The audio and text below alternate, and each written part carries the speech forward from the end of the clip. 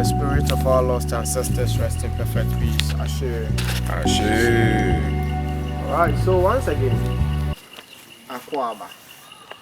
Yeah. Alright, so before I move on, there is these three different quotes that I really always love to use. The very first one from Haile Selassie, and I quote, "An awareness of our past is essential to the establishment of our personalities and our identities as Africans." From Marcus Messiah Garvey Jr., "Emancipate yourselves from mental slavery. None but ourselves can free our minds." On this same continent, among the people of Benin, Togo, and Ghana, we have this popular proverb. It's common among us, and it's stated, "Until the tales of the hunt is told by the lions, the hunt will always glorify the hunters." So for me, I fell in love with these words because it's directly talking to me. As an African, my ancestors were held captives in chains and shackles, moved from their own land into the unknown world. After slavery came to an end, or the slave trade came to an end, we didn't get to tell our own narratives. The lions didn't get the chance to tell their narrative, but rather the hunters are telling it. So the hunters will tell the story in a way that will benefit them, will glorify them. So now, Africans are becoming aware of something. They are realizing that these people are not giving them everything they need as Africans to liberate their minds. They hold our histories and they are telling us the time has come for us to weave our own narrative and tell it the way it's supposed to be told. Marcus Garvey had to encourage us and to try and tell us that once we emancipate ourselves from mental slavery, that is a new path for us. We don't have to rely on all the information they've been giving us anymore. So from here, the slaves or our ancestors were moved to the dungeons. But before they could get here, they went through several markets. Akosia Adomapebi, a renowned historian here in Ghana, documented in her book entitled History of the Indigenous Slavery in Ghana from the 15th century to the 19th century, that out of the many slave markets, according to the map provided by this woman, suggested that Ghana, which is Gold Coast back then in the days, used to have about 63 of those slave markets. We have Salaga, Sampa, Pikoro, Janani, Ketekrache, Bono Manso, Techiman. Then the Ashanti Kingdom happened to be the central hub of all the slave routes or the slave markets.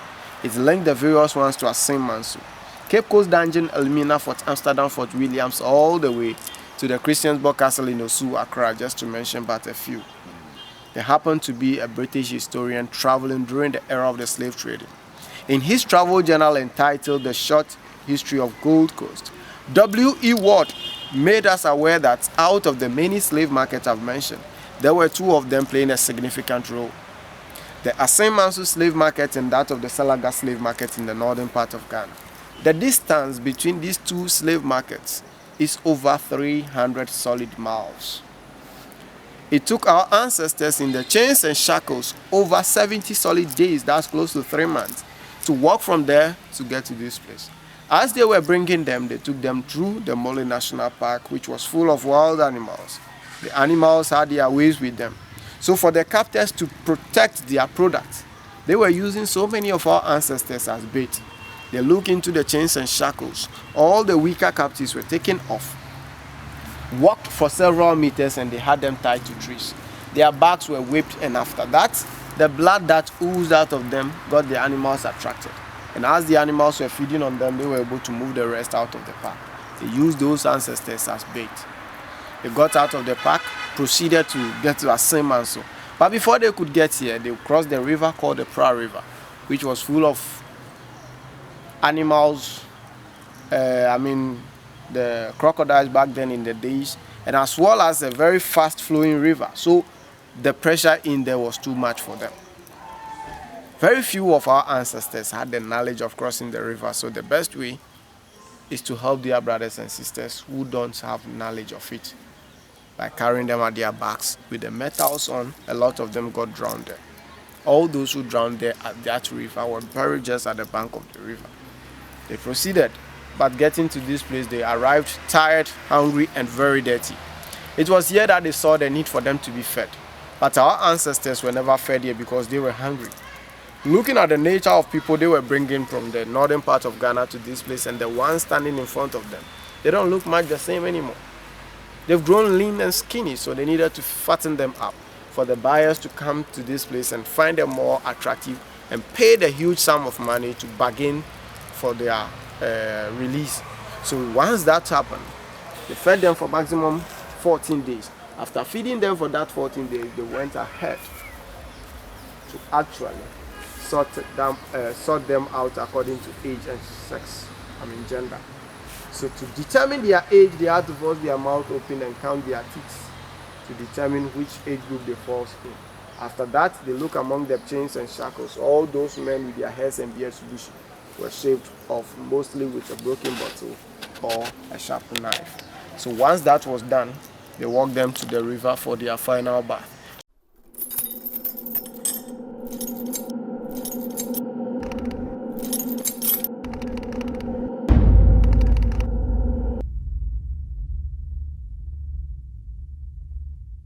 There is a graveyard here. We call it the Ancestral Graveyard. Right here at the Ancestral Graveyard, we have the remains of Madam Crystal from Kingston, Jamaica. Then we have Samuel Carson from New York City, United States. And the last one is still covered. Those are remains of some ancestors from Barbados. Crystal happened to be captured from Ghana all the way to Jamaica. They got there and Crystal wouldn't feed on anything fed to them by the British. She embarked on a hunger strike, but back then if you are found rebelling against the food, they will have to force you to eat. The force feeding method used on her was the chisel and hammer method. Because she refused to open her jaw, they have to take some teeth out to create a way for the food to be passed through. So they put the funnel through there, dish the food into the funnel, and then with the help of water, they push it down her throat. That way she stayed alive. But she is an African woman after all. Very focused up here. So once she's determined to achieve that particular purpose, she went through the stuff. Anytime she's forced to eat, she put her fingers right there in the throat and threw every single thing out of the mouth. Then she continued with it, and eventually she died in the process. According to oral history by those who brought her bones back, her dying wish was to be brought to this land so that her peace will now be realized. She can find peace on her land and then sleep well. Then we have Samuel Carson. He happened to be one of the very first group of African Americans who served in the U.S. Navy. He died and he wasn't given a befitting burial. So as part of that, the government, on behalf of some of the brothers and sisters in the diaspora, realized that they needed to bring something from the Americas. The bones of Samuel Carson was chosen, and they had to fly them back to this land. By flight, they got them to this land. The two of them came in 1998, 31st of July. They were moved by road, and then they got to a community called Anomabo. Used to be a slave harbor. The youth there, knowing the history behind Anomabo, denying them access via roads. They told the elders that these people never had the opportunity to be transported on a bus. They went through the Atlantic Ocean. So if you want to bring them back to this land, please move them through the Atlantic Ocean as their middle passage of bringing them back home. So they moved them on a boat from Anamabo through the ocean to the Cape Coast Castle. Through the door of no return, they were brought into the castle, and today we have a door of return. 31st of July, they were buried here, and for that reason, the next day happened to be Emancipation Celebration. 2019 happened to be 400 years of African resilience. We chose the year of return as the theme for that particular year.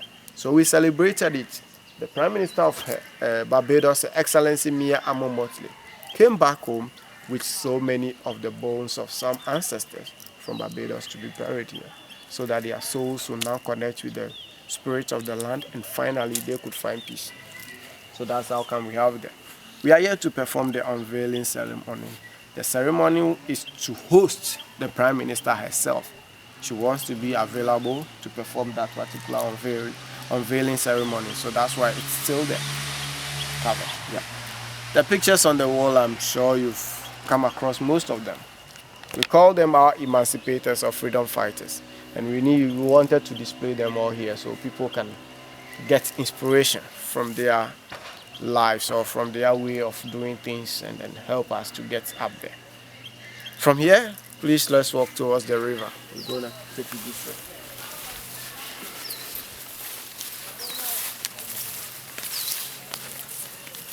Yes, family. So we're right here at Assin Manso. All right, this is a really holy place, a really historical place. As you have heard and as you have been briefed on the history, right? I mean, it's just amazing. All right, so this stuff really happened. You just heard the man straight from Barbados. It's a man from New York. It's a man from Jamaica. But all of their roots are right here in West Africa, right here in Ghana. Okay. So family, when you get in tune with your culture and you understand the ancestors and you just connect, okay, family, and then you'll reach a certain spiritual height and a certain understanding, not even understanding, but a certain understanding within yourself and a comprehension of this reality to also give you an inspiration as to what to do with your life and how to use it, and what can you do to also give homage to the ones that came before you, but also give homage to the ones that's living now and the ones that's going to come after you. Okay, family? So let's go ahead and let's continue on to the last bath. This is the last place where African people took their bath, okay? They was force fed to put on weight, all right, before Portuguese, the British, the Dutch, everyone that was a part of the slave trade, right? The Atlantic horror trade, all right, before they came and they got auctioned off, okay, family? So this is their last bath, where they took their last bath. So yeah, let's go ahead and let's capture some of this. I know he's speaking some more knowledge, all right?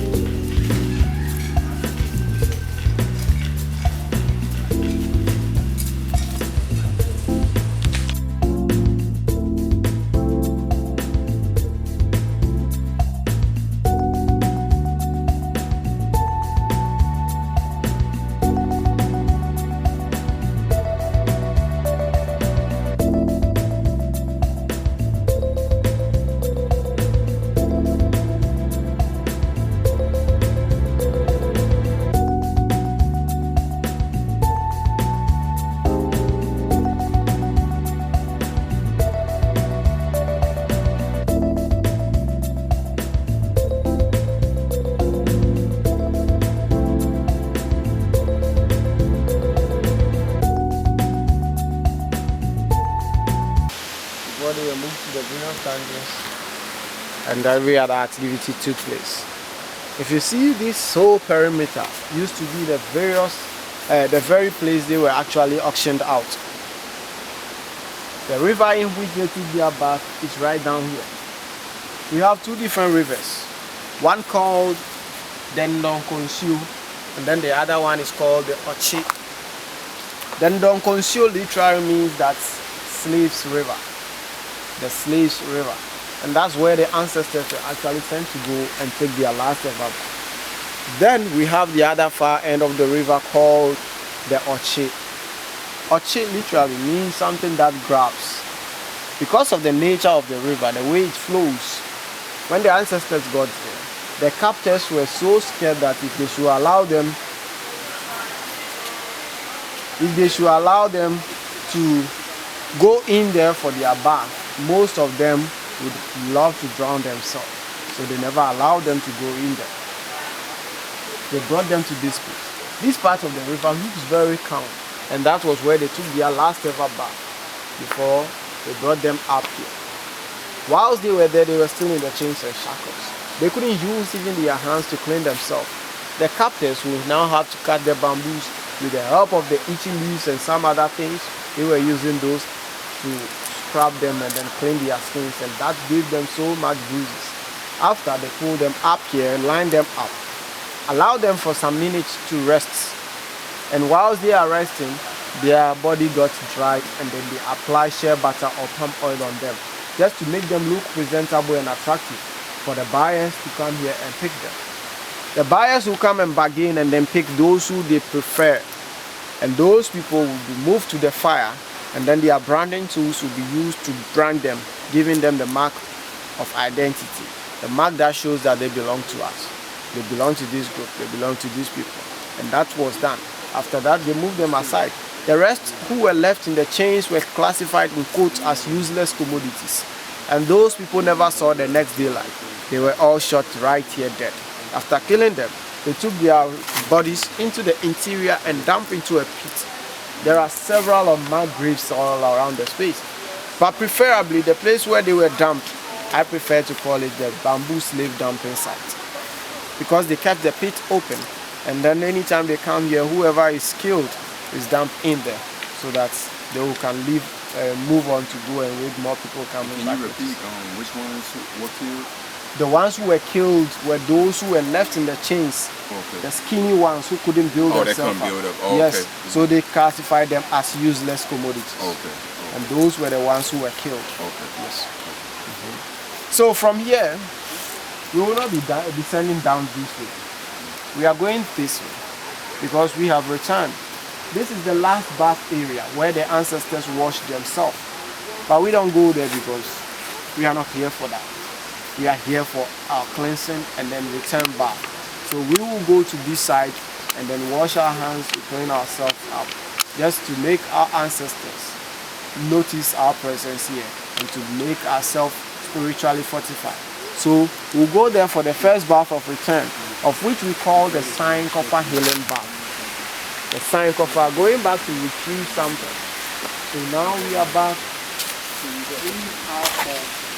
And that's what we do. But we don't go there.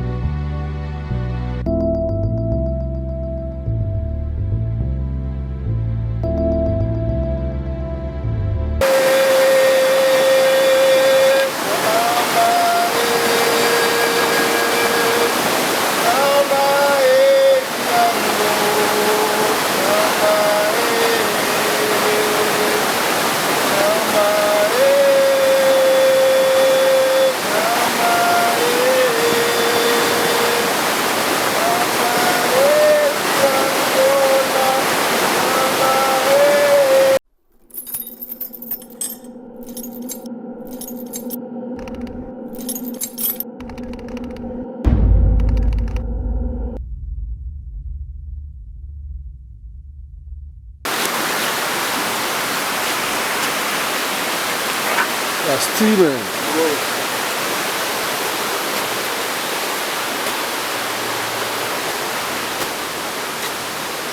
Everyone can get back to the van now.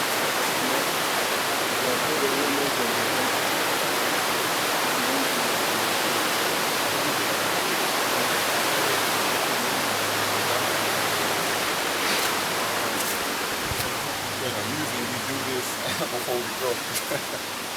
Yeah, so we can even take some. Can I tell you something?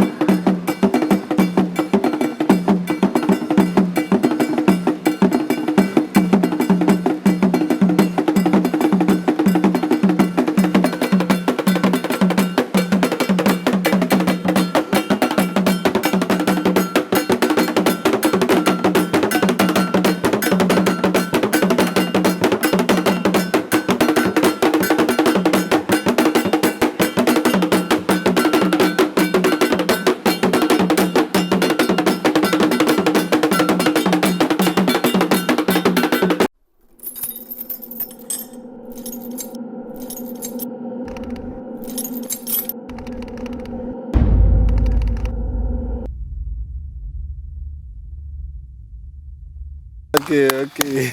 Ashe. Yes, maybe I could wrap it up a little bit. So peace, YouTube world, man. I'm telling you all, man, come to the My Natural Roots tours. It's live and direct, all right? I mean, come to Ghana and get your cultural experience, okay? Come here and connect with your culture, connect with your ancestral heritage, all right? Remember your ancestors, remember your root, all right? A tree without roots, oh my goodness, man. What kind of tree is that?